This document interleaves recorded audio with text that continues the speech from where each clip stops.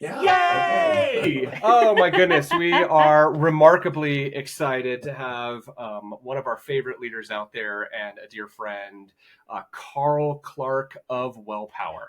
Yay! Woohoo! Carl is the CEO of WellPower, a pretty fantastic nonprofit Amazing. organization headquartered in Hmm. Denver that has amazing strategic partnerships and is all about mental wellness. So, Carl, welcome. Yay! Yay! Yay! Uh, Yeah, well, thanks for inviting me. It's always fun to talk to my favorite people. Yay! we'll slip you a 20 later. We appreciate Exactly. that. Would you share with those of you who may not know about all of the things that WellPower does and the things that you're involved in? Can you just share a little bit about WellPower for folks that will see this? Sure. So, WellPower is the community mental health center that serves the people who live in Denver. And we see a lot of people. We see about 21,000 people a year, and it's all ages, from young kids to the elderly. And we do a variety of things with people that come to see us. The three big things we do is that we help people with their body, that in turn helps their mind. So it might be medication. It also includes things like eating right, getting exercise, making sure you have primary care services, all those things that we can do with the body to help the mind. The second thing that we do has to do with psychotherapy. Now, our brains do a lot of things, but the three big things our brains do is think, feel, and do stuff. And people can have trouble in any of those areas or more than one. And that's really what psychotherapy is about, helping people that are having trouble in those areas get healthy. We include positive psychology in our work, which are those things that any of us can do that will improve our well being. The third big area that we focus on are called social determinants of health. These are the things that, frankly, have a bigger impact on people's overall health status than anything anybody does clinically. And that includes things like having a safe place to live, going back to work, going to school, those things that have meaningful impacts on our overall health status. So that's what we do, and we do it in a variety of ways. These days, about 70% of what we're doing is through telehealth, and we have clinics that people come to. We also, if there's a place where people are already gathering, we will, and there's a need, we will send our staff to those places. So that's like schools, childcare facilities, small nonprofits, anywhere in the community where people are already going. And then our sort of latest model is where we do outreach. So we have our co-responder program where we have a licensed social worker going out with police officers on calls where they think there might be a behavioral health need. Yeah, we do a lot in a lot of different ways.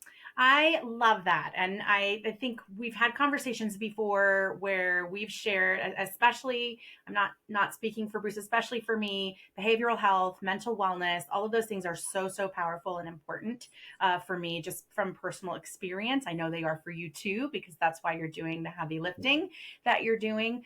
One of the things that you mentioned that I really appreciate and what resonates for me, which is kind of a trend I think we're moving in the right direction toward, I just wish it was faster, is thinking of mental wellness as holistically wellness in general. So that physical and our emotional, spiritual, mental, intellectual health, all of those things are kind of have this symbiosis going on. And so I really wanted to ask you, and you did mention it.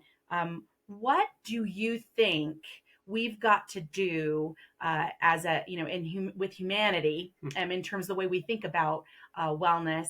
What do we need to do to move the needle either faster or with more money behind it, or just have a stronger intent behind making this kind of a priority for us as humans? Yeah, well, so if I say the word mental health, what comes to mind is mental illness. That's how people Yep. kind of respond to hearing that Yep. word. And if you think about it, we all have mental health. Like we're on a continuum. You know, some people are thriving, some people are dealing with some issues. Sometimes the stresses can be such that we start developing symptoms of an illness like anxiety or depression or those sorts of things. And it may become a full illness. The great news is that most people with treatment will recover from those illnesses. There are a couple of illnesses that are sort of, heavily biologic, where the recovery from the illness is much more difficult. And there's a group of people that frankly need our care and protection when they have a really severe illness. So during the pandemic, this idea of us and them when it came to mental health has kind of disappeared because, frankly, the pandemic impacted the well-being of everyone. And I think people got to the point is like, wow, this impacted me. This can impact anybody. And people have shifted in their seeking care. So we've seen a huge increase in demand where people are like, wow, things didn't go well for me. I need some help. And they're reaching out for help. So then when we look at the resources that we have available in our community, and it's not just Denver or Colorado, it's our country, it's frankly the whole world. The need is great, and yet the resources that we put towards that is not equal to that. Yeah. So there are some shifts that are occurring in this current administration and our current Congress. One of the things that they actually agreed on was that we need to put more resources towards behavioral health. And so they passed an amendment that expanded the concept of certified community behavioral health centers so that every state can have this model. And it frankly has a funding model behind it, which is not often what happens. So it's like, oh, this is a good idea, but when it comes to putting resources behind it, it doesn't happen. So I think that awareness is happening more and more. And then we need to know that, like, we're all in this. We're all in this together. And what are the things that we can do collectively that will make a difference? And frankly, people socializing has kind of taken a hard hit. Yeah. You know, a lot of people are spending times on their phones, social media, those sorts of things. But those real get-together human interactions, it's taken a toll on people. Yeah. So Vivek Murthy, our Surgeon General, has declared loneliness a national crisis. And in fact, it is. And we know that sense of loneliness can lead to so many other things. Oh, that hurts my heart. Kind of breaks your heart a little bit, and right? Yeah, and we're seeing it. We're definitely seeing it and hearing about it. Yeah, well, we see it with our children, right? The Yeah. whole social media challenge, and then the antisocial behaviors that go along with being on social media all the time, right? It's remarkable. Yeah. What do you see as the biggest, kind of the strongest headwinds for you in your organization, kind of as you're looking around the landscape? What are the biggest challenges that you see in those rocks you're trying to uncover? Yeah, well, I will say that the biggest challenge for us, and I would say our whole country, is workforce. We don't have enough people that are doing this kind of work. So we don't have enough fill in the blank. We don't have enough psychiatrists, psychologists, social workers, licensed professional counselors. I can go on and on. There's not enough to meet the need. So that requires that we think about how can we expand the capacity of a clinician in an environment where there are more people needing help than we can provide. So that's why we're looking at sort of innovations in the technology world that help clinicians do their work. So to give you an example, no matter where you are in healthcare, you're going to be buried into an electronic health record. You've got to document what you do and all those sorts of Oh, so things. much fun. So, yes, right. And I can tell you, no one in healthcare went into healthcare to be a data entry operator, right? Of putting stuff in a machine. And that actually creates even relationship barriers between clinical folks and the people that they're seeing. So we are piloting an AI program where, as you know, you and I, the three of us are having a conversation. It will actually take that and create the note for the clinician. Nice. It's not a transcript. It's actually looking at, when did we talk about history? When did we talk about symptoms? When did we talk about plans? And organizing that for the clinicians. And in the places where we're doing the pilots on this, it has relieved clinicians of 38% of their time that they were spending in that electronic health record, Wow. which now makes it time available to see other people. So those are the kind of solutions that we're going to have in our industry to really meet the need. Well, and I can tell you, like, from the perspective of, so I've been involved in therapy. I think our whole family's in therapy. We are firm believers in, just making that a part of our holistic health. And I can tell you, as a patient, there's nothing more off-putting, and I'm sure they know it too, when your practitioner is in their computer having to, document Right. things as opposed to staying connected to you. Mhm. So to me, Yeah. that's just Yeah. that's a no-brainer, absolute no-brainer, in terms of taking some of that Yeah. off of the shoulders of folks that have enough on their plates as it is. So I love hearing about that. I was also shocked by the the figure that you gave us of telehealth. 70%. Like, I 70%. remember Yeah. when that became kind of an initial option for us, and how helpful it's been for us. I think during the pandemic, at one point, our daughter, who was still in high school at the time, got a really bad sore throat. It was definitely presenting like strep throat. We were in another state. We didn't want to have to go to urgent care, so to have that access was great. Yeah. And that's, that was so great. Do you, what challenges do you find, from a, I guess from a, what's the term, on the diagnostic perspective, or any other kind of assessment perspective, do you see with telehealth, or are you seeing any at all? Do you think telehealth is kind of meeting the need regardless of whether you're in person, or you're, whether it's meeting the need, I should say? Yeah. So I will say, for the most part, there's no disadvantage to doing things through telehealth most of the time. Yeah. So there are certain types of things that are like telehealth doesn't lend itself to. So an example is, with children, we're often doing play therapy as a way of helping the child. You can't do that on a screen, Right. right? You need to be in a room together. And then there are certain people, some people, where actually what they need is to get out of their apartment, travel to a clinic, interact with other people, and see people face to face. Yeah. Right. That's actually a part of what they need in their treatment. And I will say that telehealth, though, has increased access to care for lots of people. So you don't have to worry about childcare, travel time, taking time off of work. And so we've really seen a lot more people get access to care because now they can do it, through telehealth.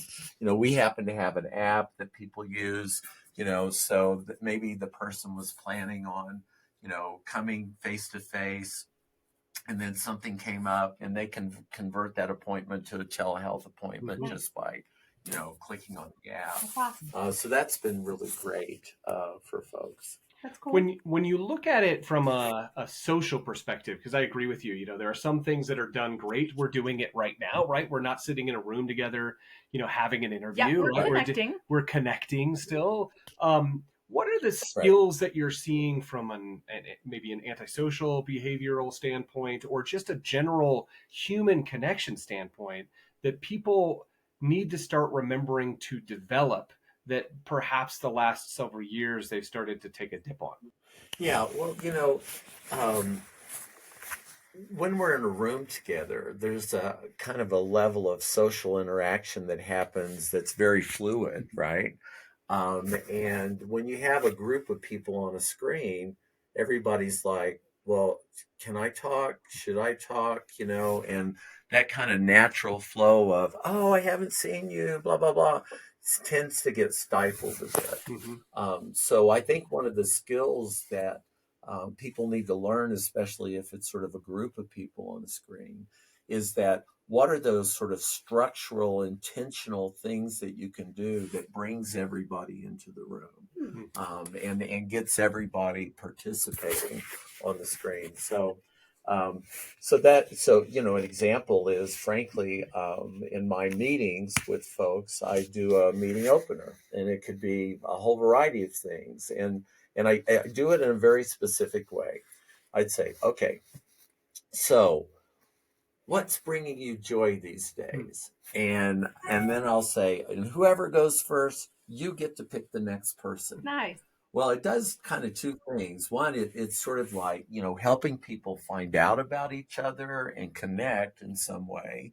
And we're not going in alphabetical order, so you have to pay attention to who already got picked, right? So it makes you like kind of focus in the room. So I do think that there's some kind of like structural things that, we didn't know how to do before that we can learn how to do. I love that.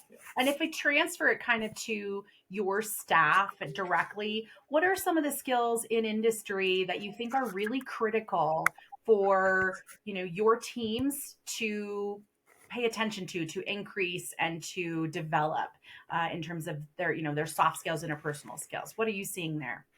When people are on screen, it has a tendency to be very transactional. What about this? What about that? Right.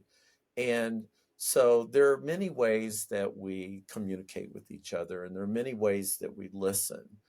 So sometimes listening is about, okay, tell me what happened before you got here. Right. And that's important information, right? No, that's important information. And looking at, though, the other types of listening, like things like, what are you hoping for, right?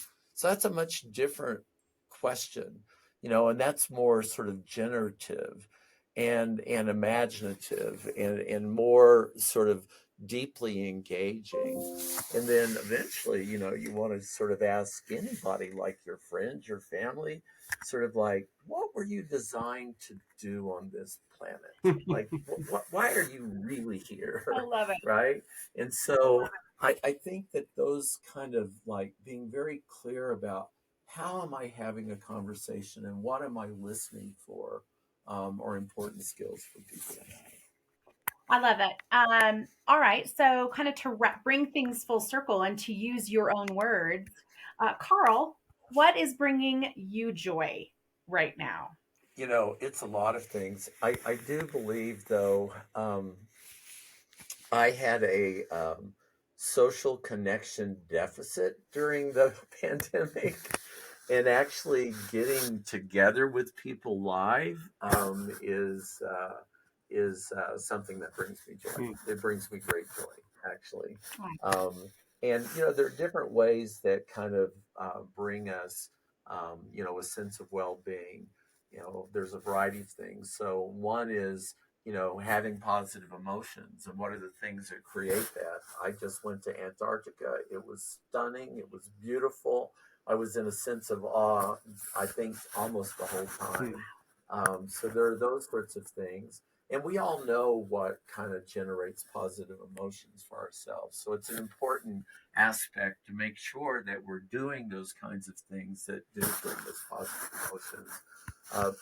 And doing things where you're like really engaged. Like this is my time of year for snowboarding, and the snow's been really great, and those kind of things that you do where you kind of lose track of time. Those are really important things to have a part of your life, and connecting with the people that are positive in your life. We're talking about getting connected again soon, and so looking forward to that. And then I think everyone wants to say, well, is what I'm doing in the world, does it mean anything? Does it matter to anyone? And making sure that we're not spending our time just in like routine things that are just kind of like spinning on a wheel, really like, hey, I want to pick out those things that I know matter and that really matter to me. So those are the kinds of things that bring me joy. That's great. Love it. All right, so we have one last question for you, Carl. You ready? What's the best piece of advice you've ever been given? It could be relating to anything, your personal life, your professional life, doesn't matter. What's that one nugget that if you could tell somebody like, man, if you know this one thing, then you are ahead of the game. Yeah. So 2 nuggets, 2 people. When I was younger, when I was a teenager, I told my dad that I wanted to go hike the Grand Canyon. And my dad said, if you think about doing something, do it now. Because if you put it off, 20 years can go by and you haven't done it. So I told my dad, great, I'm going to go hike the Grand Canyon. And he got angry about that. And now I'm talking to my mom, and saying, well, this is what Dad said, and now he's mad about it. She goes, you can't worry about how other people feel about what you're doing. You just have to do what you feel is the right thing to do. That's great. And I just thought, wow, those 2 pieces of advice have served me well. I love it. Those are great. Those are great pieces of advice. Our viewers are going to get a tremendous amount of information and wealth of knowledge from you, Carl. Thank you so much. Yes. As always. Yes. For having me. For hopping on and letting us chat with you for a little bit. And thank you and the teams at WellPower for everything that you do for the community. Yep. We're incredibly thankful to know you and to see all the great work you do. Yep. Yeah. I love what we do in the community, and our staff make a meaningful difference in people's lives. Woo-hoo! That's great. Yay! All right. We'll see ya.